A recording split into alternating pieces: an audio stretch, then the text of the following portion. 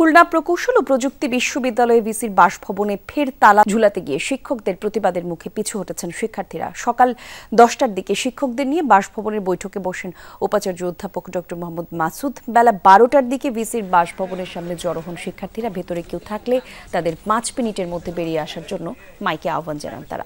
এ সময় শিক্ষকরা বেরিয়ে এসে গেটে তালা দেয়া কর্মসূচির প্রতিবাদ জানান। 15 থেকে 20 মিনিট পর ভিসির বাসভবনের সামনে থেকে সরে যান শিক্ষার্থীরা। এর আগে 21 ফেব্রুয়ারি রাতে ভিসির বাসভবনে তালা ঝুলিয়ে দেন শিক্ষার্থীরা। সোমবার রাতে তালা ভেঙে বাসভবনে প্রবেশ করেন ভিসি। গত 18 ফেব্রুয়ারি দুপক্ষের সংঘর্ষের পর ক্যাম্পাসে ছাত্র রাজনীতি নিষিদ্ধ সহ 6 দফা দাবি তুলে ধরেন শিক্ষার্থীরা। উদ্বুদ্ধ পরিস্থিতিতে 28 ফেব্রুয়ারি পর্যন্ত একাডেমিক এবং প্রশাসনিক কার্যক্রম স্থগিত করে বিশ্ববিদ্যালয় কর্তৃপক্ষ।